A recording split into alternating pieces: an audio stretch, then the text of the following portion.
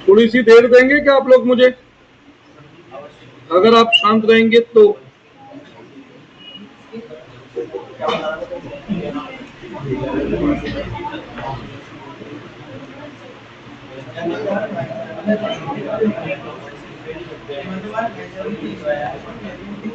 बच्चों प्लीज अब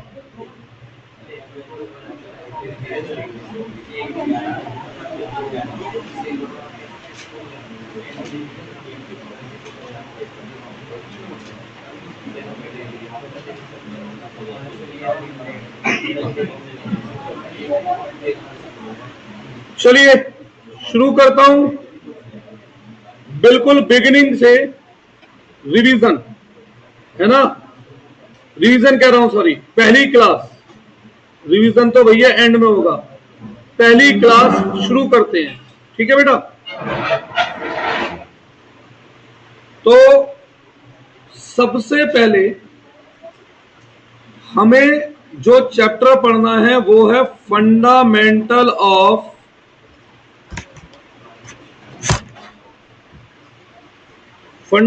of partnership.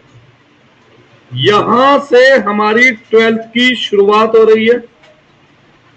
Near about ये चैप्टर एग्जाम में आएगा 10 नंबर के आसपास का।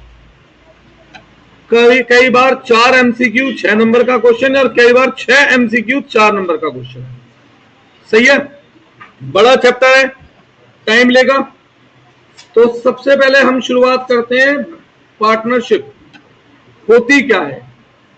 बेटा आप सभी लोगों ने बिजनेस स्टडी 11th में, मैं मान के चल रहा हूं, पढ़ी होगी, पर मुझे पता है आधे से ज्यादा बच्चे बस पेपर में इंपॉर्टेंट पढ़ के पास होते हैं, पूरा कोई नहीं पढ़ता। पर फिर भी थोड़ा बहुत अगर स्कूल में सुना होगा तो ध्यान होगा कि फॉर्म्स ऑफ बिजनेस वाला नाम का एक चैप्टर था बिजनेस स्टडी में। हाँ, तो वहां पे आपने वेरियस फॉर्म्स ऑफ बिजनेस पढ़े होंगे, जिसमें आपने पढ़ा होगा सोल प्रोप्राइटर, जिसमें आपने पढ़ा होगा, बताएं, partnership, joint Hindu family business, क्या कहते हो आप इसे, ज्वाइंट हिंदू या HF, Hindu undivided family business, sorry, cooperative society, one person company, statutory corporation, ये सब वेरियस वैरायटी टाइप ऑफ आपने फॉर्म ऑफ बिजनेस पढ़े होंगे। ठीक है, जिसमें से पहला था सोल प्रोप्राइटरशिप, जिसमें सिंगल ओनर हुआ करता था। इससे रिलेटेड अकाउंट्स हम 11th में पढ़ चुके हैं। 11th में जब हम लोग फाइनल अकाउंट बनाया करते थे तो फाइनल अकाउंट में कितने मालिक हुआ करते थे, तो वो था सोल प्रोप्राइटरशिप बिजनेस। और अब हमें पढ़ना है पार्टनरशिप बिजनेस। तो सबसे पहले पार्टनरशिप बिजनेस, मैं हार्डकोर थ्योरी अभी नहीं पढ़ा रहा हूं। हार्डकोर थ्योरी जब पढ़ाऊंगा तो उसके सेपरेट 7 डेज लूंगा और उसमें बुक 1 की सारी थ्योरी पढ़ाऊंगा। ठीक है, थ्योरी के रूप में। अभी मैं करा रहा हूं केवल इंट्रोडक्शन के रूप में। तो पार्टनरशिप बिजनेस क्या होता है? एक ऐसा बिजनेस जहां पर 2 और मोर पर्सन, ठीक है, 2 और मोर पर्सन मिलकर क्या करते हैं? बिजनेस करते हैं। किस मोटिव से? प्रॉफिट और लॉस शेयरिंग के मोटिव से। ठीक है, किसके मोटिव से? प्रॉफिट और लॉस शेयरिंग के मोटिव से। ठीक है, और हर पार्टनर क्या होता है? एक दूसरे के लिए काम करता है, एक्टिंग फॉर ऑल। सबका मतलब मैं एक एक करके अभी बताऊंगा। अब ये जो 2 और मोर पर्सन होते हैं, इनके बीच में क्या होता है? एग्रीमेंट होता है। क्या होता है? एग्रीमेंट। एग्रीमेंट का मतलब क्या होता है? Offer plus acceptance. एक एक करके मैं इन फीचर्स के बारे में अभी बात करनी शुरू करूंगा। सही है, एक एक करके मैं इस फीचर के बारे में बात करनी शुरू करूंगा। तो पहले ऑफर और एक्सेप्टेंस का मतलब बताता हूं। आप लोगों का मेरे पास फोन आता है कि भैया 12th की क्लास पढ़नी है, क्या आप कोचिंग पढ़ा देंगे? तो आपने मुझे ऑफर करा है कि मैं आपको पढ़ा दूं। मैं कहता हूं हाँ बेटा मैं आपको कोचिंग पढ़ाऊंगा, तो मैंने आपके ऑफर का क्या दिया है? एक्सेप्टेंस दिया है। तो जब ये ऑफर और एक्सेप्टेंस मिल जाती हैं तो इसे कहा जाता है एग्रीमेंट। क्या कहा जाता है इसे? अब ये जो एग्रीमेंट हुआ, क्या हमने कहीं लिखा इस बारे में? तो एग्रीमेंट ओरल है या रिटन, दोनों परमिटेड है। कहीं किसी जगह पर यह नियम नहीं लिखा कि agreement must be in written. Agreement oral भी हो सकता है और एग्रीमेंट रिटन भी। तो अब एक एक करके शुरुआत करता हूं पार्टनरशिप में। देखो सबसे पहली बात, यहां पर क्या होता है? एग्रीमेंट होता है, ठीक है। सबसे पहले यहां पे क्या होता है? एग्रीमेंट होता है। किसके बीच में? बिटवीन टू और मोर पर्सन, ठीक है। अब एग्रीमेंट का मतलब मैं बता चुका हूं। एग्रीमेंट का मतलब क्या होता है? एक पक्ष ऑफर करता है और दूसरा पक्ष उसे क्या देता है? एक्सेप्टेंस देता है। फॉर एग्जाम्पल, भाई आप में से शुभ मुझे ऑफर कर रहा है, भैया मिलके यार सोलर पैनल का काम करते हैं, बताओ इंटरेस्टेड हो? काम करोगे मेरे साथ मिलकर? तो ये क्या है? मैं कहता हूं हाँ भाई मिलकर काम करेंगे। ये क्या है? क्या बन गया ये? एग्रीमेंट। अब याद रखो, agreement can be in written, agreement written में भी हो सकता है और इट में बी ओरल, ये ओरल में भी हो सकता है। बिल्कुल जरूरी नहीं है कि जब दो लोगों के बीच में एग्रीमेंट हो तो वो रिटन हो, पर एडवाइजेबल क्या होता है? क्यों? कि बाद में यार दिक्कत परेशानियां ना आए, टर्म्स एंड कंडीशन भी, ठीक है। लेकिन कानून क्या कहता है? ओरल एग्रीमेंट करोगे तो भी हम उसे वैलिड मानेंगे और अगर आप रिटन एग्रीमेंट करोगे तो भी हम उसे एग्रीमेंट मानेंगे। अब दूसरी फीचर, टू और मोर पर्सन। दूसरी फीचर क्या है? टू और, यानी कि पार्टनरशिप में मिनिमम कितने पर्सन होना जरूरी है? मिनिमम 2 पर्सन होना जरूरी है। पार्टनरशिप में मिनिमम 2 पर्सन होना जरूरी है। और मैक्सिमम कितने हो सकते हैं? मोर मतलब कहीं तक तो मोर जाएंगे, मैक्सिमम कितने हो सकते हैं? भाई सभी बच्चे आंसर देते हैं मुझे मैक्सिमम हो सकते हैं 50 पार्टनर्स, और ये गलत है। अब आप कहेंगे यार मैं बुक को ऐसे गलत कैसे कह सकता हूं? मैंने बुक को गलत नहीं कहा, मैंने आपको गलत किया है। आपने कभी ढंग से नहीं पढ़ा बुक में 50 क्यों है। तो उसके पीछे 3 रूल्स है या 3 एक्ट हैं। पहला, अकॉर्डिंग टू पार्टनरशिप एक्ट 1932। भाई हम कौन सा बिजनेस पढ़ रहे हैं? पार्टनरशिप। तो पार्टनरशिप एक्ट के अकॉर्डिंग भी कुछ बताया गया होगा कि मैक्सिमम या मिनिमम कितने पार्टनर हो सकते हैं। तो मिनिमम तो 2 है ही है, क्योंकि पार्टनर ऐसा तो है नहीं मैं मेरा ही पार्टनर हूं, मेरे साथ कोई एक जना होगा तभी तो पार्टनर बनेगा, ठीक है ना। अब मैक्सिमम की बात होती है तो according to partnership maximum partner कितने हो सकते हैं? Not mention in partnership act. ये मेंशन ही नहीं है किसमें? Partnership act. तो अगर बोर्ड एग्जाम में क्वेश्चन आ जाए according to partnership act maximum number of partner are, 99% बच्चे टिक लगाकर आएंगे 50, तो वो गलत आंसर है। क्योंकि पार्टनरशिप एक्ट ने तो बताया ही नहीं है कि कितने मैक्सिमम पार्टनर हो सकते हैं, उसमें मेंशन ही नहीं है बेटा, ठीक है। दूसरा है according to company act, according to, अब बिजनेस पार्टनरशिप है और इसके बारे में बता कौन रहा है? Company act. कुछ अजीब नहीं है, पर भारत के कानून है भैया, ऐसे ही होता है, ठीक है। नियम किसी और का बताता है कोई और। तो अकॉर्डिंग टू कंपनी एक्ट जो मैक्सिमम नंबर ऑफ पार्टनर हो सकते हैं वो हो सकते हैं 100। कितने हो सकते हैं? 100. According to company act maximum number of partner are 100. ठीक है। और according to government notification, according to government notification maximum number of partner कितने हो सकते हैं? 50 पार्टनर.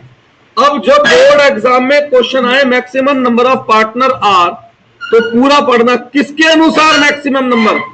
अगर वो बोले अकॉर्डिंग टू कंपनी एक्ट तो maximum number of partner are 100. According to partnership act तो maximum number of partner are not mention.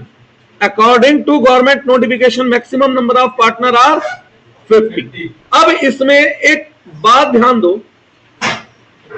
अगर मैं 120 पार्टनर रखता हूं तो क्या ये वाला नियम फुलफिल हो रहा है? पहला भाई वहां तो कोई नियम ही मेंशन ही नहीं है ना, हो रहा है. क्या ये नियम पूरा हो रहा है? क्या ये नियम पूरा हो रहा है? अगर मैं रखता हूं 90 पार्टनर तो क्या ये नियम पूरा हो रहा है? ये वाला. अगर मैं रखता हूं 50 और लेस पार्टनर तो पहला नियम, दूसरा, तीसरा. तीनों नियम कौन से पार्टनर अप्लाई कर रहे हैं? तीनों नियम कौन से पार्टनर फुलफिल कर रहे हैं? तो जब इसी वजह से अगर मैं एक फाइनल रिजल्ट देता हूं, ठीक है, एक मैं फाइनल रिजल्ट बताता हूं कि मैक्सिमम पार्टनर कितने हो सकते हैं, तो वो कितने हो सकते हैं? 50. तो अब अगर क्वेश्चन आता है बोर्ड एग्जाम में maximum number of partner are dash, बस नहीं बता रहा किसके अनुसार, तो कितने? अगर वो बता रहा है किसके अनुसार तो भी 50. तो ये ध्यान देना पड़ेगा कि उसने किसके अनुसार पूछा है. अगर उसने कंपनी एक्ट के अनुसार पूछा है तो, अगर उसने पार्टनरशिप एक्ट के अनुसार पूछा है तो, अगर उसने गवर्नमेंट नोटिफिकेशन के अनुसार पूछा है तो 50. ठीक है, और कुछ नहीं बोल रहा तो भी 50. अब समझ में आया 50 क्यों है? अब आप सच सच बताना, मैं ये बात नहीं बोलता, पर एग्जाम में क्वेश्चन आता maximum number of partners according to partnership act are dash, तो आप कितने पे टिक लगा के आने वाले थे? 50 पे लगा के आने वाले थे सब. क्यों, तूने पहले पढ़ रखा था कहीं है? हाँ, तो पढ़ के ही सुना है ना तूने भी, तो आप किस पे टिक लगा देते? तो वो गलत होता, सही होता. तो ये बात ध्यान दो, खासकर एमसीक्यू में ऐसे पॉइंट हमें पागल बनाते हैं. ठीक है, और सीयूटी भी तो करनी है 12th के बाद. अब पहली फीचर एग्रीमेंट, दूसरी 2 और मोर पर्सन, तीसरी बिजनेस. भाई एक बिजनेस होना भी तो जरूरी है जिसमें पार्टनर्स हैं. अब सपोज करो मैं और यश मिलकर के पैसे मिलाकर के एक कार खरीद लेते हैं 10 लाख की, 5-5 लाख रुपए लगा के, तो हम पार्टनर हैं. किस चीज में पार्टनर है भाई? कोई बिजनेस है क्या हमारा? इसे पार्टनर नहीं कहते, इसे को ऑनर कहते हैं. हाँ, मेरा और यश का टैक्सी का काम है और हम पैसा मिलाकर के अब गाड़ी खरीदते हैं उस टैक्सी के काम के लिए, तब पार्टनर कहला सकते हैं. केवल एक किसी चीज में 2 मालिक हो जाना, बेटा अगर पढ़ना है तो ठीक, नहीं तो बात. मैं बार बार रिपीट नहीं होगा कुछ. तो अगर केवल एक प्रॉपर्टी में 2 लोग पार्टनर हैं तो उसे पार्टनर नहीं कहते हैं, उसे कहते हैं को ऑनर. क्या कहते हैं उसे? को ऑनर. और बिजनेस पार्टनरशिप के लिए क्या होना जरूरी है? बिजनेस होना जरूरी है. ठीक है, उस बिजनेस को भी क्यों करते हैं? For the purpose of sharing profit and loss. मैं फिर बोल रहा हूं, मैं पूरी हार्डकोर थ्योरी नहीं पढ़ा रहा हूं, मैं चैप्टर शुरू करने से पहले उस टॉपिक का ओवरव्यू दे रहा हूं जिसे हमें पढ़ना है. हार्डकोर थ्योरी के रूप में जब ये बुक खत्म हो जाएगी मैं 7 क्लासेस दूंगा, 7 क्लास, भाई नियर अबाउट 7, हो सकता है 8 हो जाए, वो समय बताएगा. उसमें मैं पूरी हार्डकोर थ्योरी पढ़ाऊंगा जो मैं लिखवाऊंगा अलग से. फिलहाल मैं हार्डकोर थ्योरी नहीं पढ़ा रहा हूं, लेकिन आपके एमसीक्यू क्रैक मेरी इतनी सी बताई हुई थ्योरी से ही होंगे. For the purpose of sharing profit and loss. अब एक बिजनेस में मैं और यश पार्टनर हैं, यश के पापा सारा पैसा लगा देते हैं लेकिन प्रॉफिट शेयरिंग वगैरह उनका कुछ नहीं है, तो बेटा वो कैसे पार्टनर हुए यार, है ना? तो क्या होना चाहिए, प्रॉफिट या लॉस का शेयर होना चाहिए।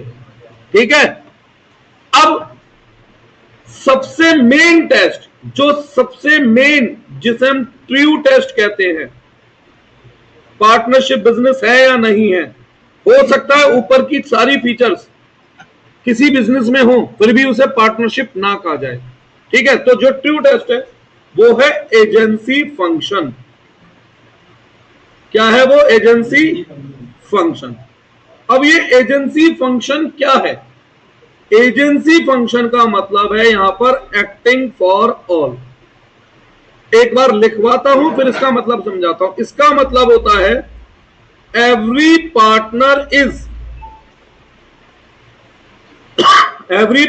Is principal as well as agent for all other partner. ये है true test of partnership for all other partner. ठीक है, अब मतलब क्या है देखो इसका। पहले तो आपको प्रिंसिपल और एजेंट शब्द का मतलब समझना पड़ेगा। प्रिंसिपल शब्द का मतलब होता है जिसके लिए काम करा जाता है, और एजेंट का मतलब होता है जो बिहाफ पर काम करता है। फॉर एग्जाम्पल, मेरी एक साड़ियों की दुकान है, तो मैं गल्ले पे बैठता हूं और भैया मेरे यहां पर दो मेरे जो है सेल्स एजेंट हैं, यश और शुभ। कोई पर्सन आता है साड़ी लेता है तो उसे साड़ी दिखाते कौन है? यश और शुभ। उसे साड़ी देते कौन है? यश और शुभ।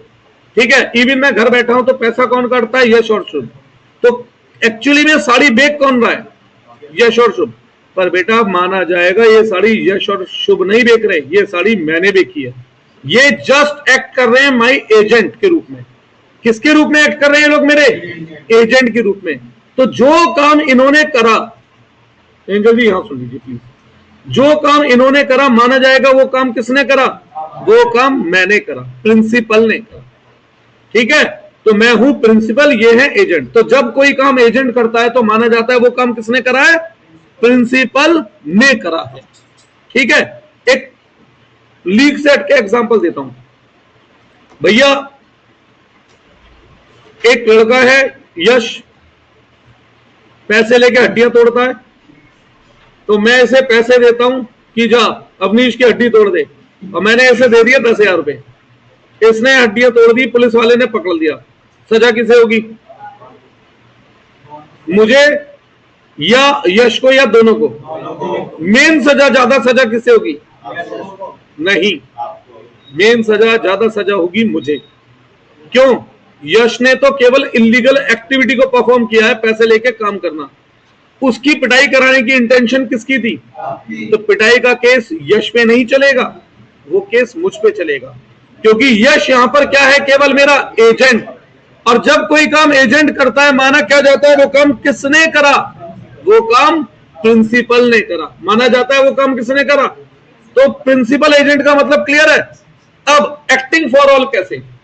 एक बिजनेस में 4 पार्टनर हैं, मैं, शुभ, यश और बता, दिमाग से नाम निकल गया, रजत। एक बिजनेस में हम 4 पार्टनर हैं, मैं, शुभ, यश, रजत। अब होता क्या है, एक नोटिस आता है मेरे पास कोर्ट से कि भैया 4 दिन में कोर्ट में जज के सामने अपीयर होना है, और मैं इन्हें बताना भूल जाता हूं। तो ये तीनों लोग जज के सामने अपीयर नहीं होते, मैं अपीयर होता हूं। तो फिर जज कहता है भाई तुम तीनों नहीं आए, तुम्हें सजा मिलेगी। तो ये बेचारे एक्सक्यूज देते हैं कि जज साहब हमें तो पता ही नहीं था कि आना है, पता होता तो हम क्यों नहीं आते। तो बताओ जज इन्हें सजा देगा या छोड़ सकता है? क्यों देगा? इन्हें पता ही नहीं था जब। बेटा क्योंकि जज कहेगा आप किस बिजनेस में है, तो हम बोलेंगे जी पार्टनरशिप। तो जज बोलेगा पार्टनरशिप बिजनेस में हर पार्टनर दूसरे का प्रिंसिपल भी और एजेंट भी। तो अगर नोटिस केवल अतुल को मिला है तो माना जाएगा ये नोटिस चारों को मिला है। तो आपका ये एक्सक्यूज कि हमें पता थी या नहीं पता थी, ये एक्सक्यूज इररिलेवेंट है। ठीक है, जब नोटिस एक पार्टनर को मिला तो क्या माना जाएगा, चारों को मिला, क्योंकि वो पार्टनर उन सबका क्या है, और ये सब मेरे क्या है, प्रिंसिपल। अगर कोई एग्रीमेंट एक पार्टनर ने करा आउटसाइडर से तो माना जाएगा वो किसने करा, चारों ने करा। कोई भी एक्टिविटी एक पार्टनर करता है तो माना जाएगा वो कितनों ने करी, चारों ने करी। तो यही है ट्रू टेस्ट ऑफ पार्टनरशिप। जब तक एजेंसी फंक्शन नहीं है तो पार्टनरशिप बिजनेस नहीं कहलाएगा। सही है।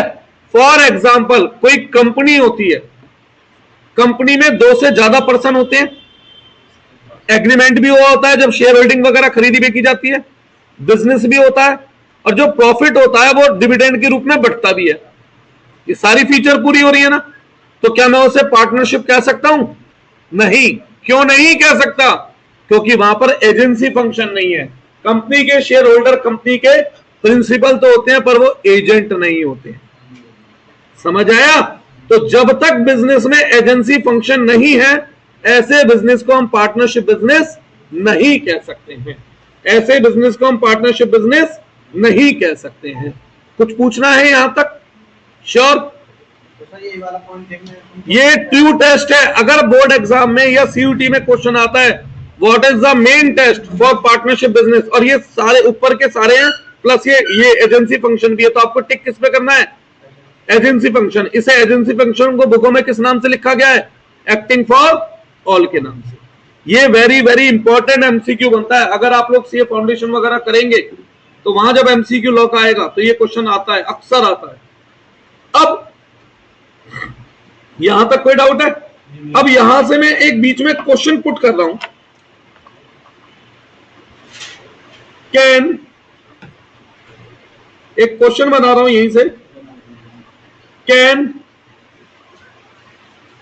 Minor be admitted as partner? क्या माइनर को हम एज ए पार्टनर एडमिट कर सकते हैं? आंसर बताओ, यस या नो। क्या माइनर को हम एज ए पार्टनर एडमिट कर सकते हैं? नो। अच्छा एक बात बताओ, चलो किसी बिजनेस में केवल प्रॉफिट शेयरिंग रहे तो जब प्रॉफिट और लॉस शेयर होगा तो वो पार्टनर बन जाएगा। एक एग्जांपल देता हूं, 3 दोस्त हैं एक्स वाई जेड, एक्स मर जाता है, वाई जेड उसके अच्छे दोस्त हैं, ईमानदार दोस्त हैं, तो एक्स के मरने के बावजूद वो बिजनेस कंटिन्यू जब करते हैं तो उस बिजनेस में से प्रॉफिट में से एक हिस्सा वो एक्स की वाइफ को देते रहते हैं, वाई और जेड। तो यहां पे प्रॉफिट एंड लॉस कितने जनों में हो रहा है, 3। ठीक है, तो क्या ये तीनों पार्टनर हैं? नहीं है, क्योंकि उनकी वाइफ बिजनेस की एजेंट नहीं है। तो केवल प्रॉफिट शेयरिंग रेशो हो जाने से कोई पार्टनर नहीं बन जाता है। मैंने आपसे क्या बोला, जब तक क्या ना हो, एजेंसी फंक्शन ना हो, वो पार्टनर नहीं बन सकता। केवल बिजनेस है तो पार्टनर नहीं बन सकता, केवल प्रॉफिट लॉस शेयरिंग है, 1 मिनट, तो पार्टनर नहीं बन सकता, केवल एग्रीमेंट है तो पार्टनर नहीं बन सकता, 2 लोग हैं तो भी जरूरी नहीं है पार्टनर हो। फॉर एग्जाम्पल, एक बाप है एक्स, उनके 2 बच्चे हैं वाई और जेड। भाई बच्चे बड़े होते हैं, पापा उन्हें अपने साथ दुकान पे बैठा लेते हैं और धीरे धीरे पापा छुट्टी लेके घर पे परमानेंट, और बच्चे वाई और जेड दुकान चलाते हैं। कितने लोग मिलकर दुकान चला रहे हैं? 2, वाई और जेड। अब एक्स तो घर पे बैठने लगे, आराम कर रहे हैं, प्रॉफिट भी आपस में बांटते होंगे घर चलाने के लिए, बिजनेस भी है, तो क्या ये पार्टनरशिप है? This one is HUF business, Hindu undivided family. और यहाँ पे केवल कर्ते की जिम्मेवारी होती है, बाकी जो मेंबर्स है उनकी कोई जिम्मेवारी नहीं होती। तो ये भी पार्टनरशिप नहीं है बेटा। ट्रू टेस्ट क्या है? Agent, agency function. अब can minor be admitted as partner? क्या माइनर भी पार्टनर हो सकता है किसी बिजनेस में, हाँ या ना? हाँ, यस। क्यों हो सकता है? Because he can be admitted for profits only. हम उसे प्रॉफिट्स के लिए एडमिट करते हैं केवल। तो सही है, आंसर है no.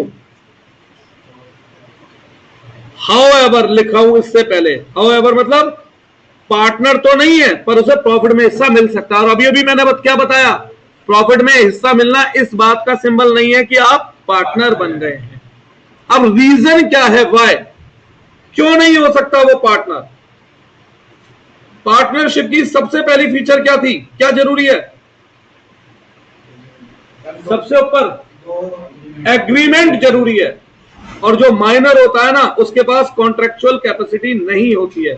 Minor does not have contractual मतलब एग्रीमेंट की कैपेसिटी।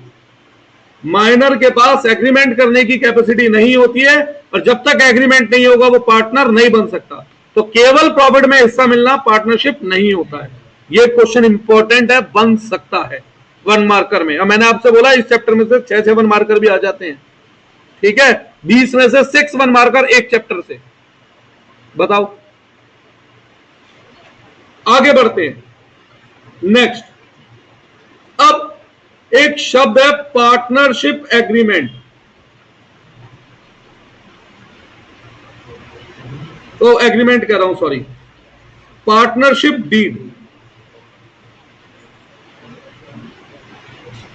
क्या मतलब समझते हैं आप पार्टनरशिप डीड से? हाँ जी,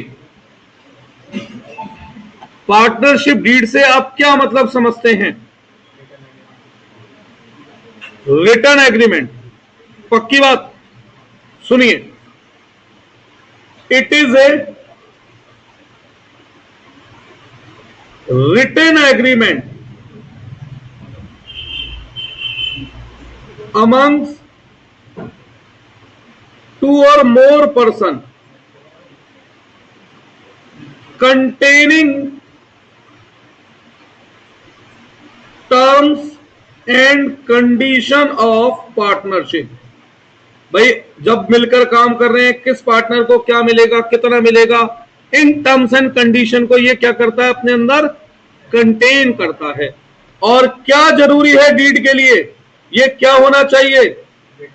रिटन एग्रीमेंट। तो क्या रिटन एग्रीमेंट नहीं है तो भी हम उसे डीड कह सकते हैं? तो डीड के लिए क्या कंपलसरी है? रिटन एग्रीमेंट, ठीक है, जिसके अंदर हम क्या कंटेन कर रहे हैं? Terms and condition of partnership. Terms and condition of partnership, मैंने पार्टनर लिख दिया, सॉरी, पार्टनरशिप। तो अब एक बात बताओ, एक क्वेश्चन बनता है, is it compulsory to prepare, इसे ड्राफ्ट भी कह देते हैं लॉ की भाषा में, ए पार्टनरशिप डीड। क्या पार्टनरशिप डीड बनाना कंपल्सरी है बिजनेस करने के लिए पार्टनरशिप का? हाँ या ना? बिना डीड के काम हो सकता है क्या पार्टनरशिप का? नहीं। तो क्या डीड बनाना कंपल्सरी है? यस। कोई डाउट इसमें? पक्की बात। जरा ऊपर आते हैं वापस। हाँ भाई, क्या पढ़ा था हमने? एग्रीमेंट क्या हो सकता है? एग्रीमेंट क्या हो सकता है? ओरल या रिटन कंपल्सरी है? जब एग्रीमेंट ओरल हो सकता है, लॉ परमिट करता है, तो क्या रिटन एग्रीमेंट कंपल्सरी है? और जब रिटन एग्रीमेंट कंपल्सरी नहीं है तो डीड कंपल्सरी कैसे हो गई भाई? डीड तो रिटन में होती है। तो इसका आंसर क्या है? नो। बिल्कुल जरूरी नहीं है कि एक पार्टनरशिप बिजनेस में पार्टनरशिप डीड बनाई जाए, ठीक है, क्योंकि पार्टनरशिप बिजनेस ओरल एग्रीमेंट से भी हो सकते हैं। और जब ओरल एग्रीमेंट से पार्टनरशिप बिजनेस शुरू हो गया तो इसका मतलब वो रिटन एग्रीमेंट नहीं है, और रिटन नहीं है तो इसका मतलब डीड नहीं है। तो क्या डीड कंपल्सरी है? नो। पार्टनरशिप बिजनेस के लिए क्या डीड कंपल्सरी है? नहीं। सही है। अब तो इफ, अब टॉपिक होता है if there is no partnership deed, अगर कोई पार्टनरशिप डीड नहीं है, then what about terms and condition? तो टर्म्स एंड कंडीशन का क्या होगा भाई? किसको क्या मिलेगा, कौन ज्यादा प्रॉफिट लेगा, कौन कम प्रॉफिट लेगा, क्या किसी पार्टनर को एक्स्ट्रा फंड के लिए कुछ एक्स्ट्रा अमाउंट मिलेगा, क्या पार्टनर बिजनेस से पैसा निकालेगा तो क्या उसे कुछ देना पड़ेगा, क्या होगा इन टर्म्स एंड कंडीशन का अगर डीड नहीं है तो? भाई डीड यानी कि होनी चाहिए थी, पर को लॉ कहता है डीड नहीं बनानी जरूरी नहीं है, तो क्या करें फिर इनका?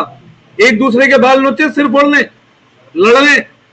हाँ भाई, ईट पत्थर जो हाथ में उठाया और एक दूसरे पे शुरू हो जाए, भाई साहब मैं ज्यादा लूंगा, मैं ज्यादा लूंगा, नहीं।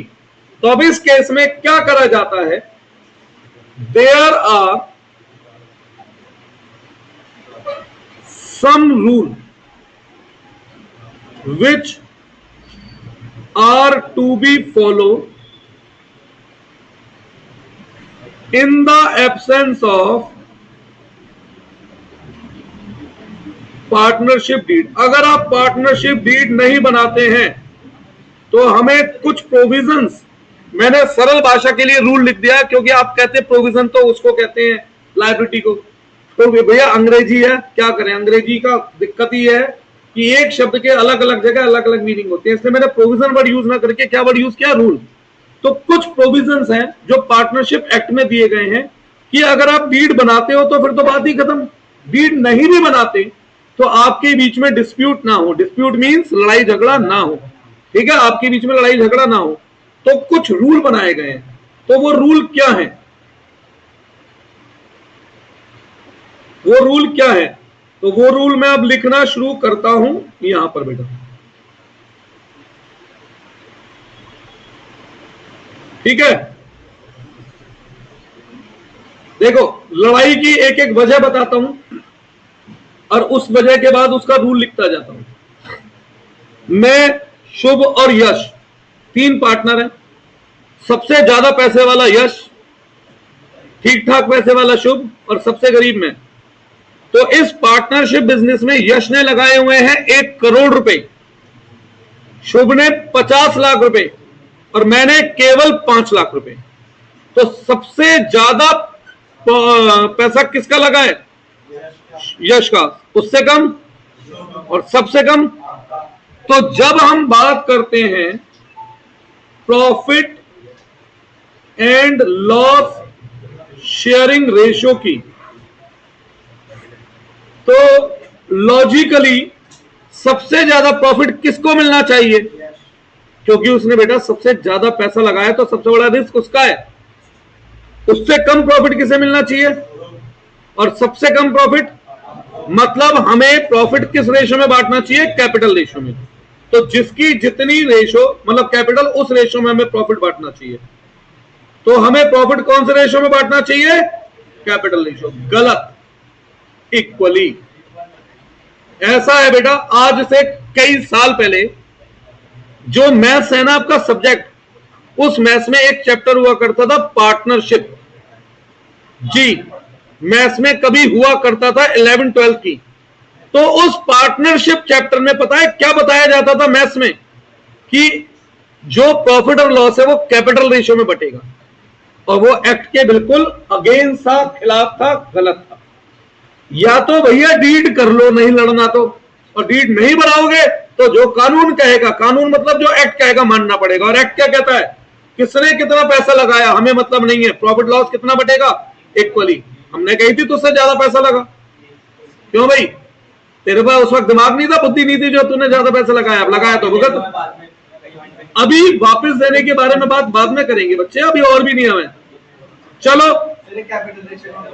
है बेटा, कैपिटल रेशो मतलब 1 करोड़ 50 लाख 5 लाख, इस रेशो में वो नहीं बटेगा। सबको क्या मिलना है यहाँ? इक्वल।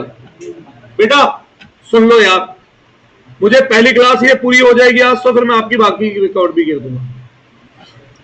सेकंड, सबसे मेन चीज,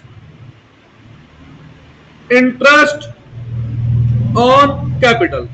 पर देखो बेटा, कानून बेचारा ऐसा नहीं है कि किसी का बुरा चाहता है ना। कानून तो हमारे देश का इस भावना पर है कि किसी के नुकसान पे दूसरे को फायदा नहीं होना चाहिए। इस भावना पे हमारा कानून चलता है। जो पीछे का मोटिव होता है ना, इंटेंशन कानून की, वो क्या है?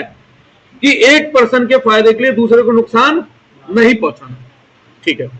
अब यश कहता है भाई चलो प्रॉफिट इक्वल बांट लो, कोई दिक्कत नहीं है, पर यार मैंने सबसे ज्यादा पैसा लगाया है तो मुझे कुछ ब्याज तो मिलना चाहिए ना, फिर एक्स्ट्रा, कुछ तो एक्स्ट्रा मिले। शुभ भी उसकी हाँ में हाँ मिलाता है, क्योंकि उसने भी 50 लाख लगाए हैं, मैंने तो केवल कितने लगाए हैं। तो जाहिर सी बात है विरोध कौन कर रहा होगा, मैं। और ये दोनों कह रहे हैं हाँ, तो बताओ क्या इन्हें ब्याज मिलना चाहिए या नहीं मिलना चाहिए? मिलना तो चाहिए। तो इन्हें इंटरेस्ट ऑन कैपिटल कितना देंगे? 0%। कानून कहता है भाई डीड बनाते ब्याज चाहिए था, नहीं बनाया डीड तो बैठो घर पे, कोई ब्याज नहीं मिलेगा। ये विदाउट डीड है। हाँ, क्या लिखा है यार, तुम पढ़ते क्यों नहीं? ऊपर क्या लिखा है मैंने, क्या लिखा है मैंने? अबे डीड है तो मैं बताऊंगा क्यों, डीड है तो डीड में लिखा होगा ना क्या होना है। फिर मैं कौन होता हूं बताने वाला कि किसे कितना प्रॉफिट मिलेगा, किसे कितना ब्याज मिलेगा? वो सब कहां लिखा होगा? डीड में। जब डीड नहीं है तो ये नियम फॉलो करने हैं। चलो जी, कोई बात नहीं। अब बिजनेस को 20 लाख रुपए की जरूरत पड़ी कर्जा, तो ये लोग बैंक पे जाने लगे। मैंने कहा यार मेरे पास 20 लाख पड़े, मैंने पैसे भी 5 लाख लगाए थे केवल, चलो ये 20 लाख रुपए बिजनेस को मैं दे देता हूं उधार। पर मैं इनसे कह रहा हूं भाई मैंने उधार दिया है तुम्हें, मुझे उस पर ब्याज दो, पर डीड नहीं करी है। अब मैं अपने उधार पे क्या मांग रहा हूं? ब्याज। तो यश कहेगा भाई मेरी कैपिटल पे तुमने ब्याज दिया, मैंने तो 1 करोड़ लगाए थे। शुभ कहेगा मैंने 50 लाख लगाए थे, ब्याज दिया। कह रहा चलो कानून में हम बात कर लेंगे जज से कि ये कोई बात हुई कि हमारे पैसे पे ब्याज नहीं तेरे पे ब्याज। मैं कहता हूं नहीं मुझे तो ब्याज चाहिए, हो गई लड़ाई। तो भैया जज के पास पहुंचे, जज बोला डीड है, हमने बोला जी नहीं है। तो जज क्या बोलेगा, कितना इंटरेस्ट होना चाहिए? जब डीड नहीं है तो कितना इंटरेस्ट? बिल्कुल गलत। लोन पर 6% पर एनम, क्योंकि लोन का पैसा पार्टनर का पैसा नहीं माना जाता, आउटसाइडर का पैसा माना जाता है। लोन का पैसा किसका पैसा माना जाता है? तो जज कहेगा भाई डीड नहीं है, कोई बात नहीं अतुल जी चिंता मत करो, तुम्हें ब्याज मिलेगा, तुमने लोन दिया है, कैपिटल नहीं लगाई है। कैपिटल क्या है? Owner fund. और लोन क्या है? Borrowed fund. ओनर किस बात का ब्याज मांग रहे हो? प्रॉफिट भी तो तुम्हारा है, किस बात का ब्याज? लेकिन जो आउटसाइडर का उधार है उसे तो ब्याज मिलेगा ना। तो इंटरेस्ट ऑन लोन दिया जाएगा कितना परसेंट? 6% दिया जाएगा। फोर्थ, तो यश बोला भाई साहब सही है, बहुत मेरा पागल बनाया, अरे मैं तो बिजनेस से पैसा निकालूंगा जो इन्होंने कही थी। तो इन्होंने बिजनेस से पैसा कुछ विड्रॉ कर लिया। अब मैं और शुभ कह रहे हैं यश से ला बिला बिजनेस से उधार लिया है तूने, और मैंने 11th क्लास से सिखाया है मालिक अलग है दुकान अलग है। और जब दुकान मालिक को कुछ देती है जिसे आप ड्राइंग कहते हैं, तो दुकान के लिए वो एसेट है।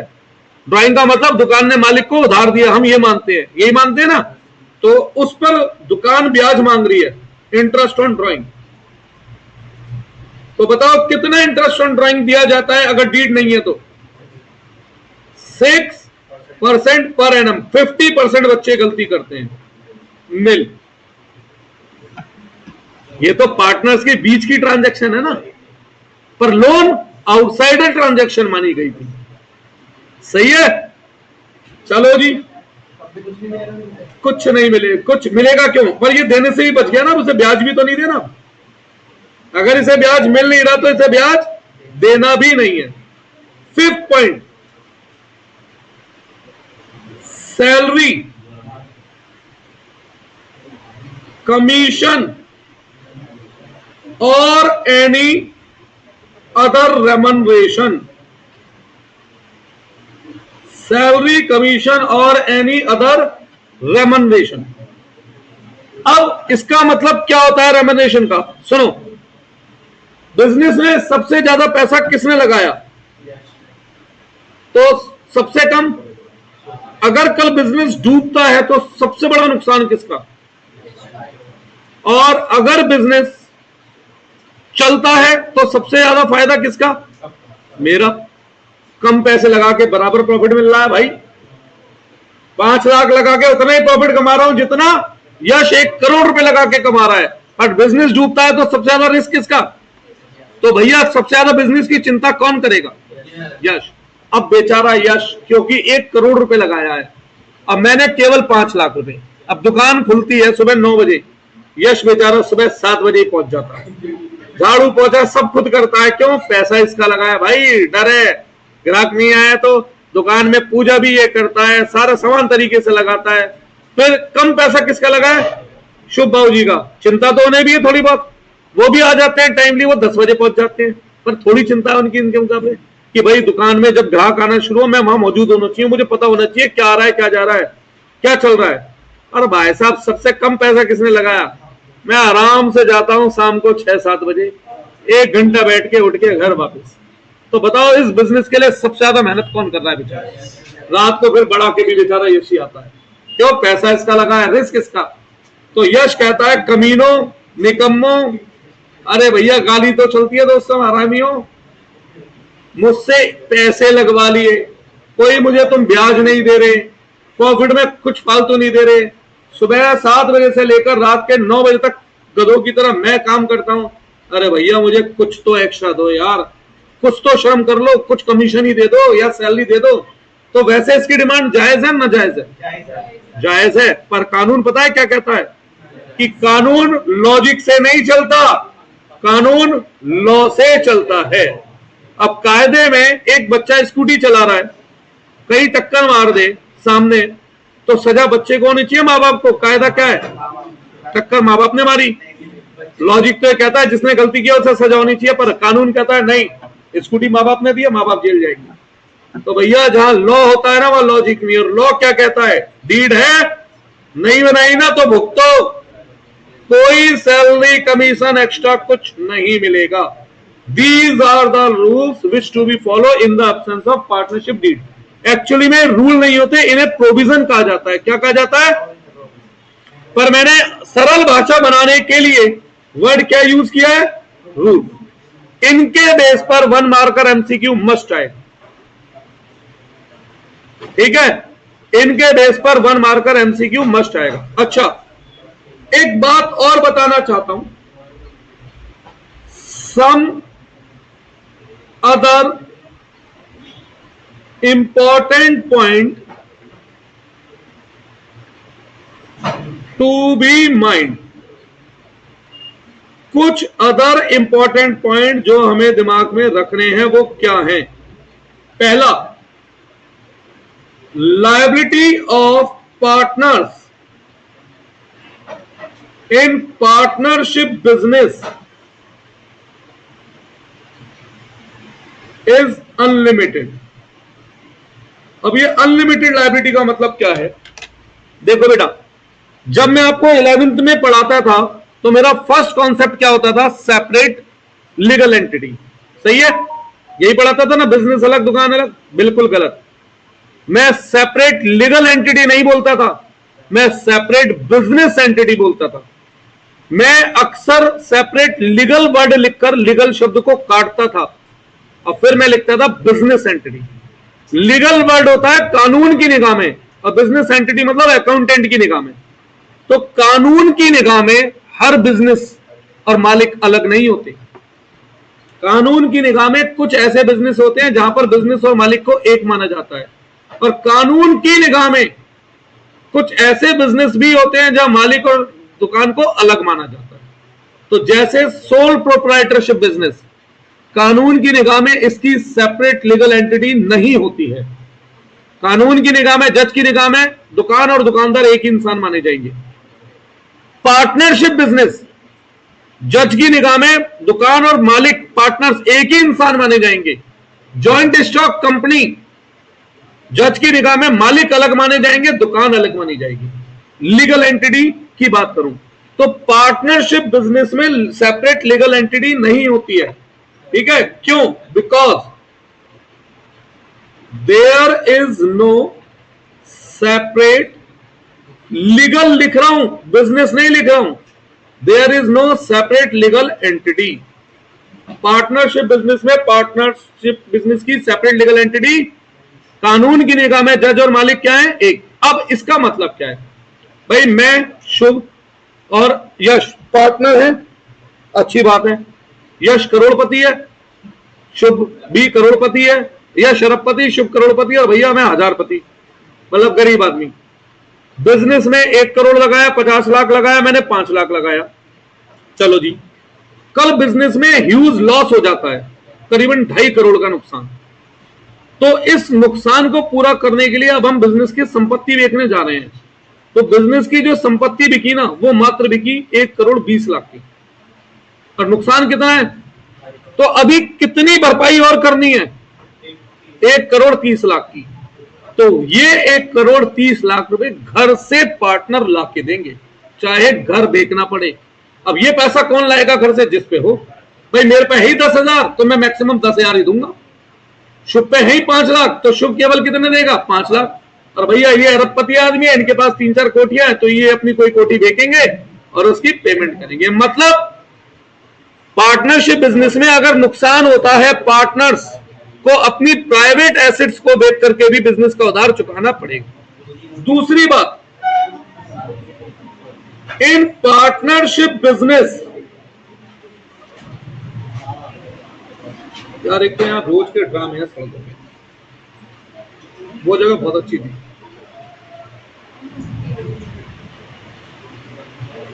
इन पार्टनरशिप बिजनेस, सुन लें आप,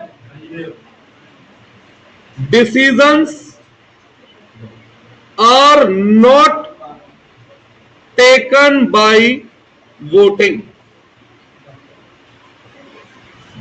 hair decisions are taken by consent of all partners। मतलब समझो, एक पार्टनरशिप बिजनेस है, उसमें हम 20 लोग दोस्त हैं, और दोस्त मिलकर 20 पार्टनर बन गए।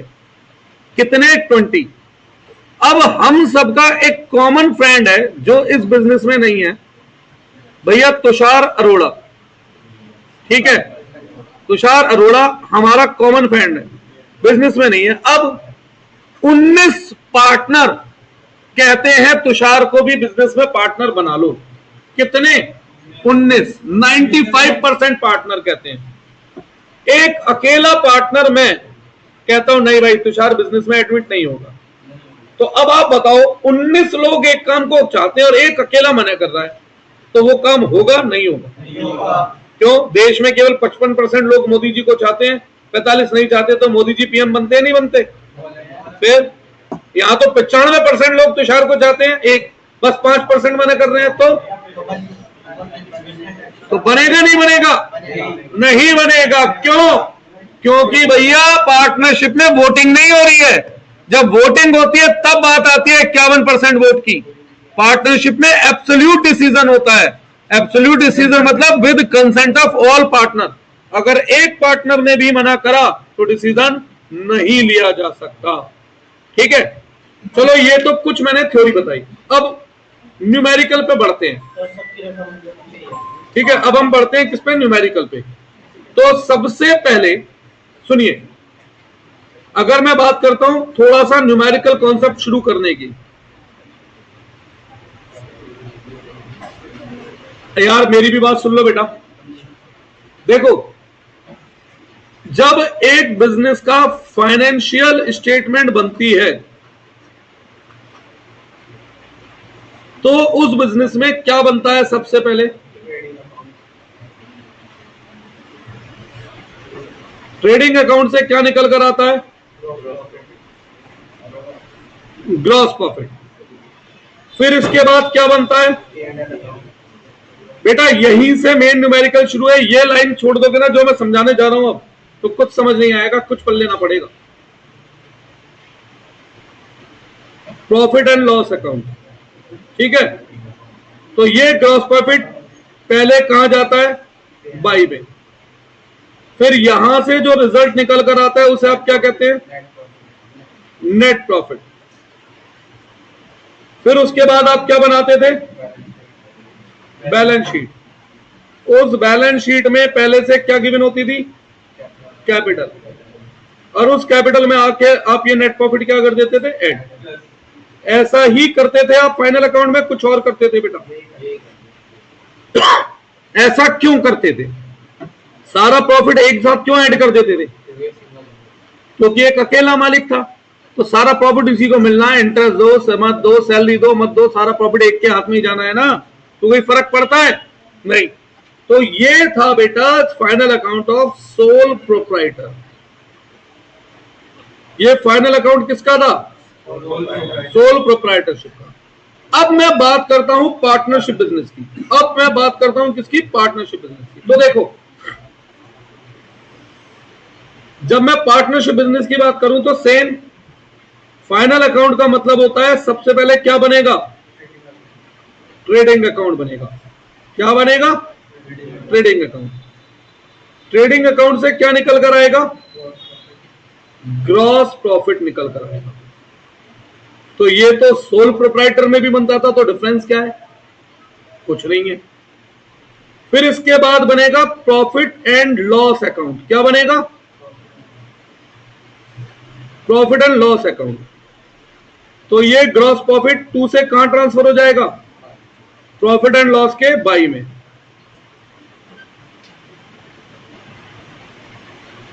टू से कहां ट्रांसफर हो जाएगा? प्रॉफिट एंड लॉस के बाई में। फिर यहां से क्या निकल कर आएगा? Net profit.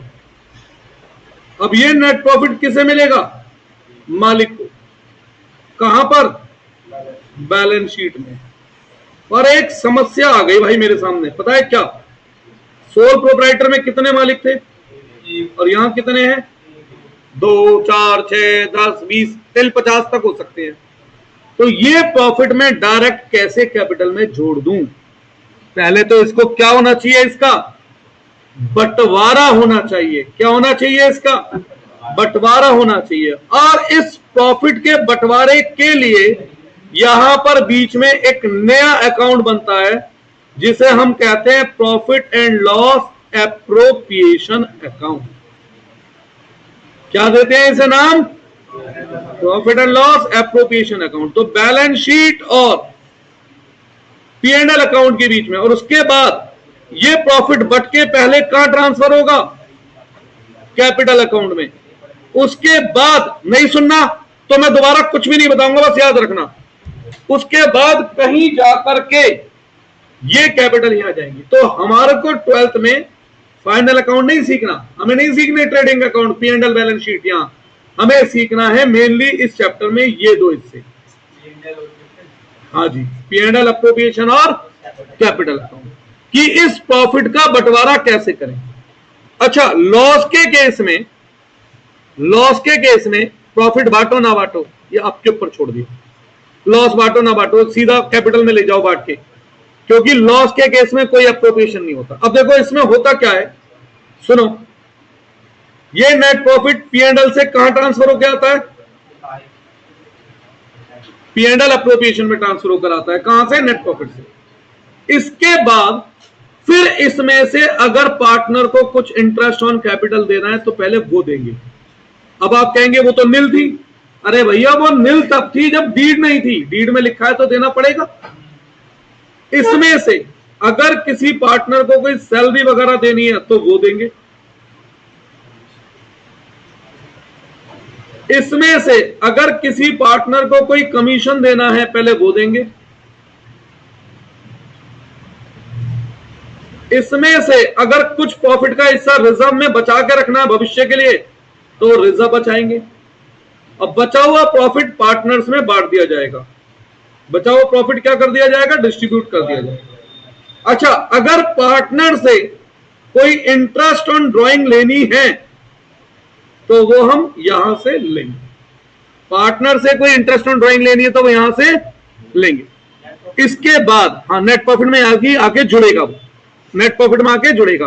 और फिर इस नेट प्रॉफिट में से मैं interest on capital, salary to partner, commission to partner, transfer to reserve और बचा हुआ प्रॉफिट डिस्ट्रीब्यूट करो। तो यही प्रोसेस कहलाता है एप्रोप्रिएशन। क्या कहलाता है ये प्रोसेस? अब देखो दो चीजें हैं, एक आपको ऊपर दिख रहा है प्रॉफिट एंड लॉस अकाउंट और एक आपको दिख रहा है P&L एप्रोप्रिएशन अकाउंट और एक दिख रहा है प्रॉफिट एंड लॉस अकाउंट। ये दो अलग अलग अकाउंट आपको दिख रहे हैं बेटा।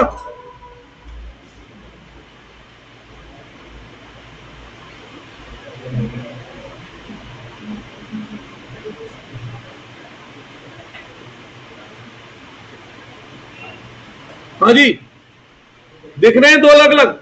इन दोनों अकाउंट में डिफरेंस क्या है बच्चों? ये आज की लास्ट शब्द जो बताने जा रहा हूं, ये सबसे की थिंग है।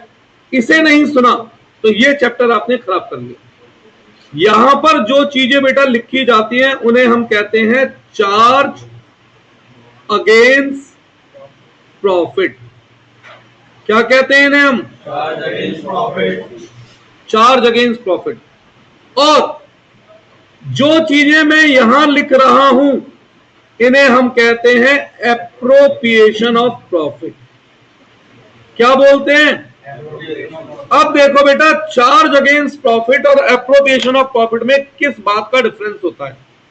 देखो, सबसे मेन चीज, चार्ज अगेंस्ट प्रॉफिट का मैं कुछ एग्जांपल दे रहा हूं, समझना।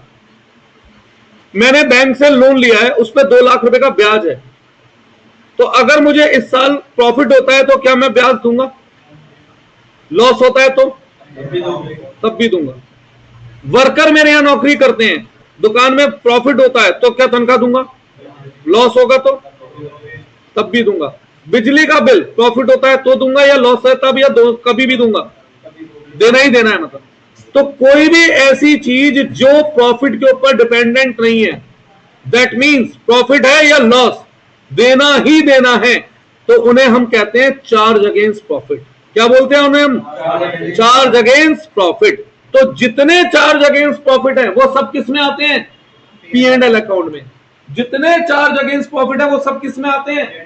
P&L अकाउंट में। लेकिन दूसरी तरफ, जैसे इंटरेस्ट ऑन कैपिटल, ये कब दे रहा हूं? प्रॉफिट होने के बाद, प्रॉफिट से पहले। तो इसका मतलब ये किसके ऊपर भी डिपेंड करता है? तो प्रॉफिट है तो दिया जाएगा, नहीं तो नहीं। This one is appropriation of profit. Reserve कब बनाओगे? लॉस है तो भी रिजर्व बनाओगे, या प्रॉफिट है तभी बनेगा रिजर्व? तो this one is appropriation of profit. तो कोई भी चीज जो प्रॉफिट या लॉस हो या ना हो, तो मैं इसे लिखता हूं चार्ज अगेंस्ट प्रॉफिट। का मतलब क्या है यहां? क्योंकि यही वो की शब्द है जिसके बिना भैया नहीं पढ़ सकते हम इस चैप्टर को। तो सबसे पहले क्या लिख रहा हूं? पेन। Charge against profit.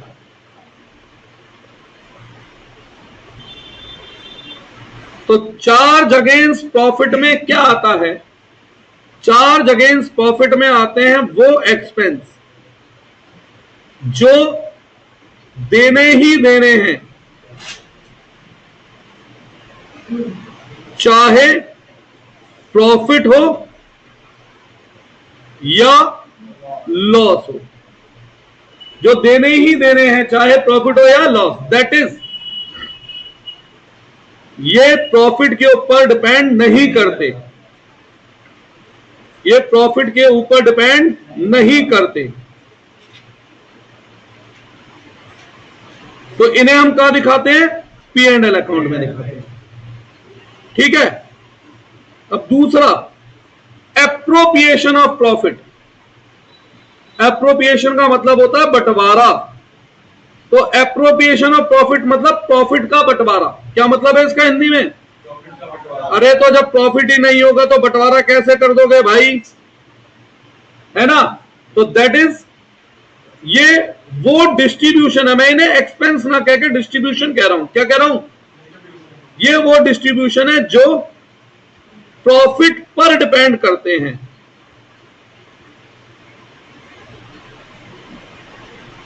जो किस पे डिपेंड करते हैं? प्रॉफिट पे।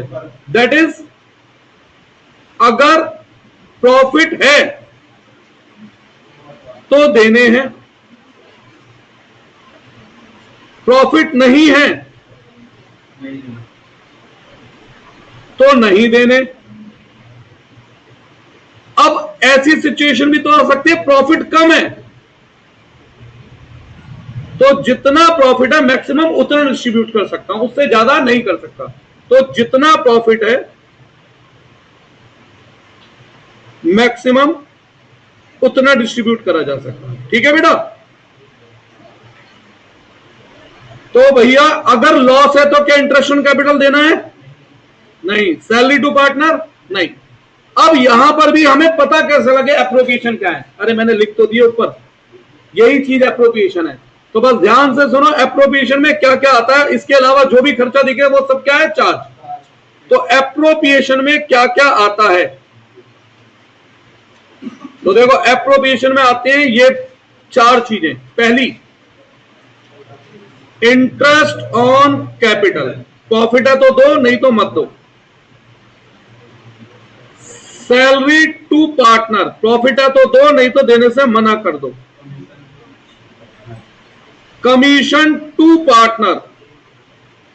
प्रॉफिट है तो दो, नहीं तो देने से मना कर दो।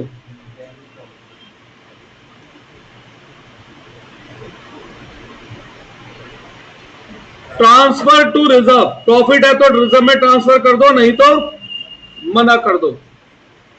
और 5वां स्टार लगा रहा हूं, manager commission based on profit.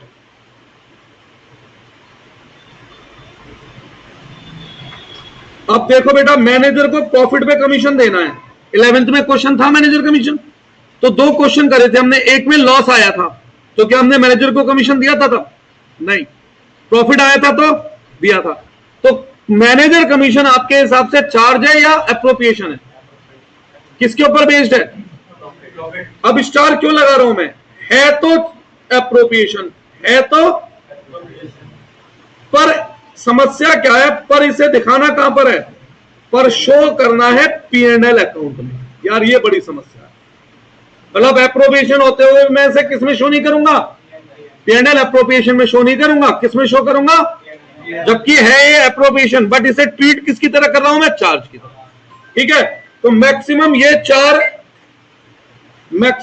चार एप्रोप्रिएशन होते हैं। इनके अलावा अगर कुछ और दिखे तो वो क्या है? चार्ज है। वो क्या है? चार्ज है। यहां तक की क्लियर है? अब मैं आपको नेक्स्ट क्लास जो थी, फिर तो मैंने शुरू करी दी थी, मैं एक एक करके टॉपिक पढ़ाऊंगा। सबसे पहले मैं क्या पढ़ाऊंगा? इंटरेस्ट ऑन ड्राइंग पढ़ा चुका हूं, उसकी वीडियो भी बन गई है, अपलोड हो जाएगी। फिर इंटरेस्ट ऑन कैपिटल, फिर सैलरी कमीशन की बात करूंगा मैं, फिर मैं रिजर्व की बात करूंगा, और उसके बाद मैं आऊंगा किस पर? P&L एप्रोप्रिएशन अकाउंट के फॉर्मेट पर।